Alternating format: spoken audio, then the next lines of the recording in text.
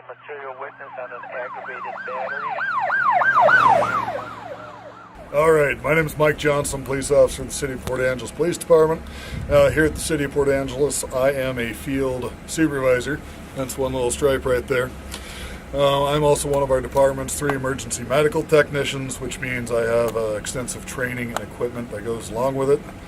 I graduated from Central Washington University. Prior to becoming a police officer, I was an emergency medical technician. I worked a lot with search and rescue. I worked juvie for a little while, and I also worked for executive and dignitary protection firm. I was licensed through the Securitas Special Projects Group. So one of the programs that we have is someone can come up to me and say, Johnson, I need help, man. They can bring me their booze, their dope, whatever their paraphernalia. It gets taken, it gets marked for destruction, the person doesn't catch charge, we go off to the hospital, and then we go to treatment. We get somebody the help that they need. One of the biggest reasons that's beneficial is ultimately we all live out here, whether it's in the county, in a neighboring town, or in town itself. Ultimately, we're all neighbors. And one of the biggest things that we want is the same thing that people want. Is they want to be safe, and they want to be healthy, and they want to be happy, and they want to be clean, and they want to be indoors, and they want to have a job. And that's the same thing we want for them. They just can't get there this way. You can't do that when you're using all your resources to get strung out or you're drunk all the time. If you need help, we want to help. We can do that. Ultimately, again, we're all neighbors. You're going to see me at the store wearing a Hawaiian shirt and board shorts. We're going to go to the same churches and schools and parks. We're all just trying to help each other out. So one of the things that when I meet people, they notice right away, I'm missing an arm. It's right there. You know, this is the birth defect. I've been this way my entire life. And it's just who I am. It's how I was made and how I was born. But one of the messages I try to give is ultimately, if it's your dream and you work hard and you push and you push and you push, you can accomplish anything. Anything you put your mind to, as long as you work hard at it, your heart's in the right place.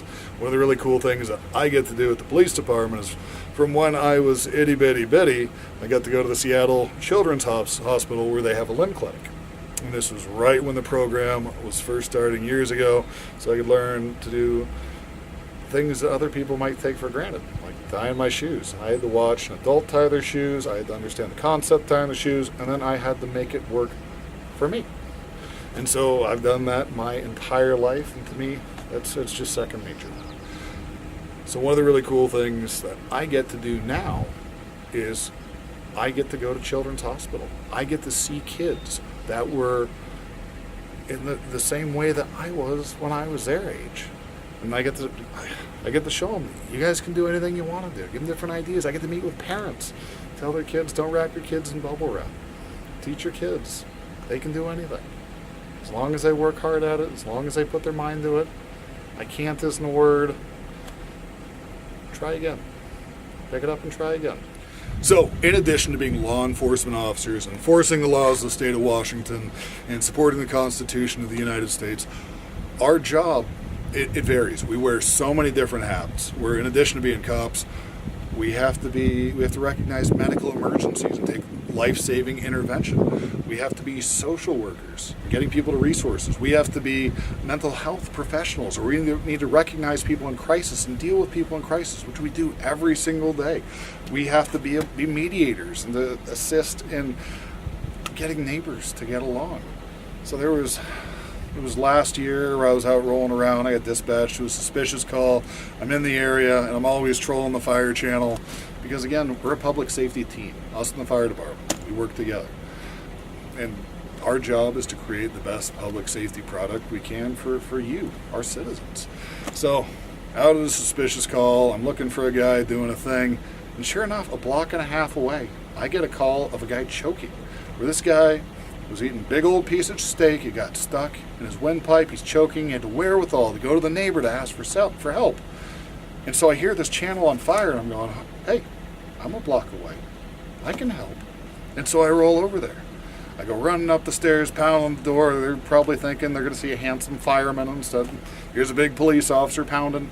I'm like, where's the guy? So they show me the guy who's in a hallway, and I start doing the Heimlich on the guy, and I'm able to open up that airway. Yeah, he's still got a little bit stuck in his throat, so he's got some irritation. But at the same time, his airway's clear. Blood goes round and round, air goes in and out, all's well again. And so sure enough, right after that, medics show up. I'm like, hey, here's your guy. He was choking on this. Now he can breathe. He's got some irritation. And so they're like, great. We're going to bust him down to the hospital and finish the call. And so that way, again, we're all working together. Save lives.